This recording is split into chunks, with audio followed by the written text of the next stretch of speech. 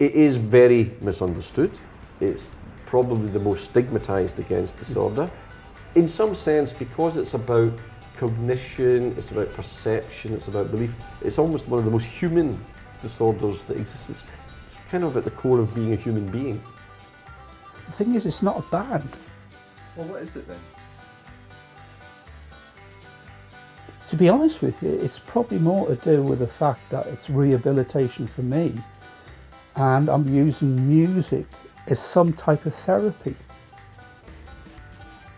What's the most amazing thing about the brain?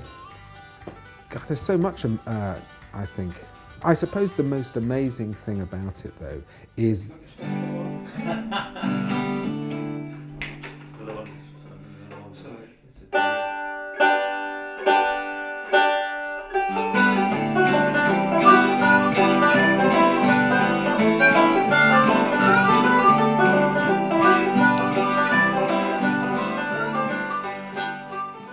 Jones invited me to go up and do a little 5-minute speech thing at St Nicholas's Hospital, which is in Newcastle, which is an old Victorian mental health asylum. I think it's when it was built.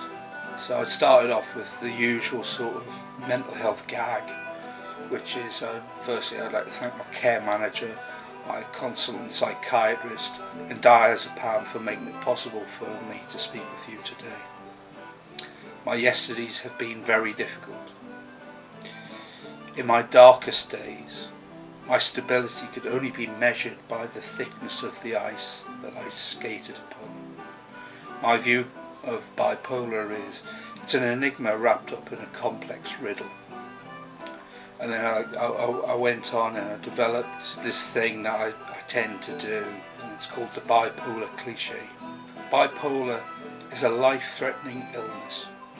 Put it this way, if you spill the beans, you open a whole can of worms. How can you let sleeping dogs lie when you let the cat out of the bag? Bring in a new broom, and if you're not careful, you'll find you've thrown the baby out with the bathwater. Change horses in the middle of the stream, and the next thing you know, you're up the creek without a paddle. The balloon goes up, it hits you for 6, in fact an own goal.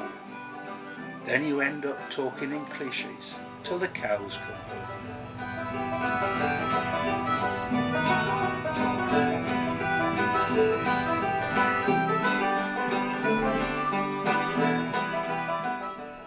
Well, I've always been interested in the brain.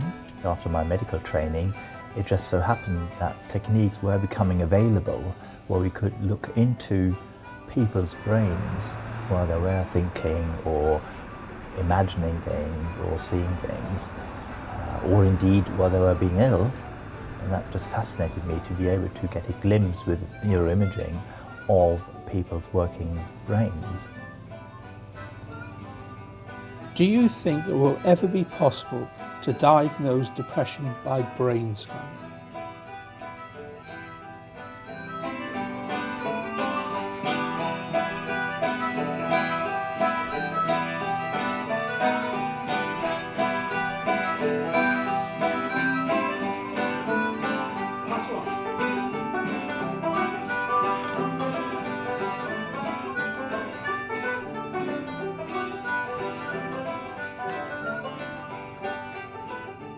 Yes. People are trying this at the moment with, what's sort of been globally labelled as brain reading. Right. So, is that like horse whispering? You are at ground floor. It's a very interesting development, and people are reporting stunning results in terms of using these brain images together with other measures to determine whether someone is in a certain diagnostic group, or whether someone's going to respond to treatment or not. But it's very, very early days. The brain scan thing was done at a time when I'd had a number of bad days, and you said to me about the idea of, well, what happens if they find something? And me being me said, well, I'd want to know. The normal way I deal with things is bravado first and think later. And it dawned on me what that might mean as I was going into the scanner. Well, oh, fuck. Well, what if they do find something? It's all pockets are empty. Yeah. Okay, great. Okay. So do you want to? The process of actually lying on a slab made me feel a bit like I was being laid out in a morgue. I found that a bit weird. What spooked me even more was how claustrophobic it was inside the scanner. The only way I could deal with it was to close my eyes and try and get through it because I didn't know what to expect. To be honest with you, I was terrified.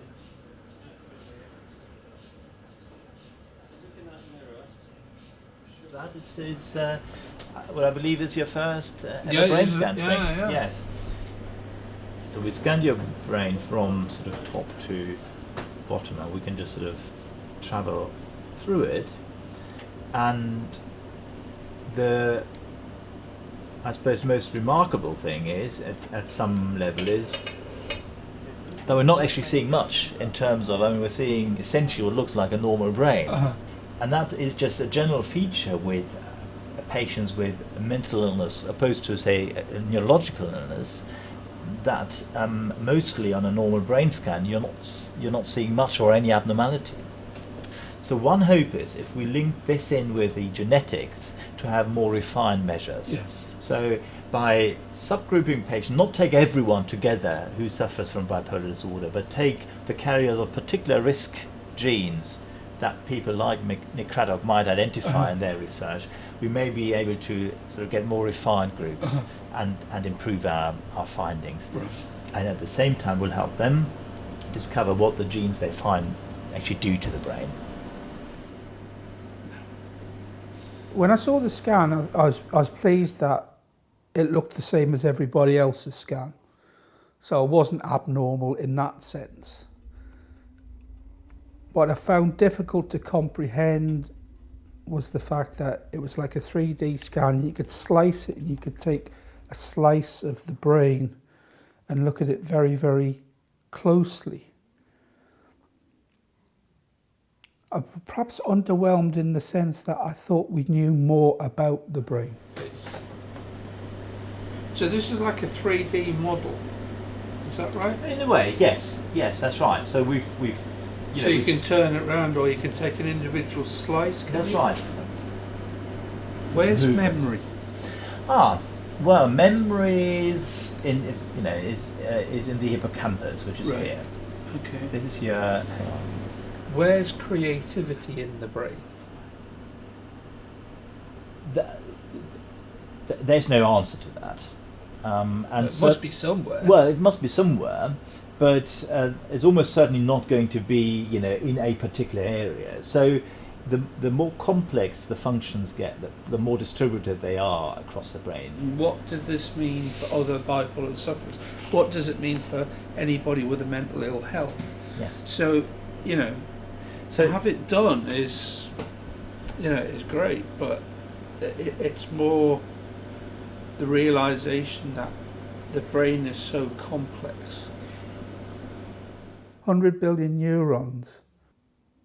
It only takes a few neurons to have a problem with that has a ramification over the rest of the 100 billion neurons. I mean, where do you start? There just seems to be so many unanswered questions about an organ that is your primary organ in your body. And we don't know anything about it, really. We're merely scratching the surface. There's so many more questions I've got. I don't know what I was expecting. But it's fairly mind-blowing stuff. Yeah. I guess it'd be like X-raying, you know, that type of thing where years ago you couldn't see a broken bone. Yes.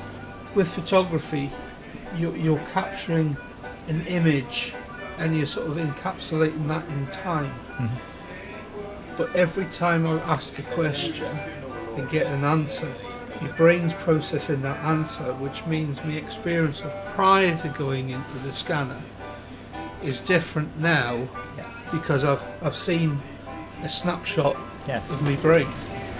Which one's which? Which one's the real Twink? I don't think even I've worked out that one. I've been trying for 50 years to work out who I am.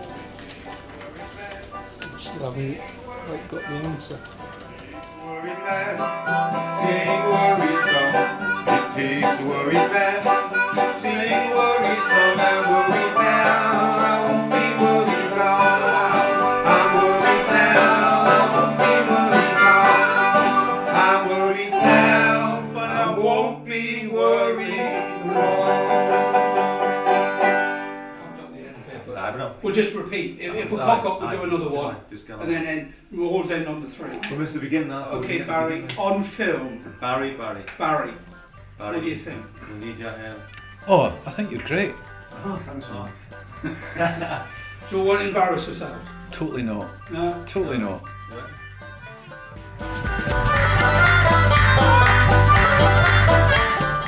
Well, there's a spectrum of illness that mood disorder that comes on after childbirth. But what we're talking about with postpartum psychosis is the very severe end of the spectrum. Women who become incredibly ill following childbirth, and they get probably illnesses that are some of the most severe illnesses that we see in psychiatry.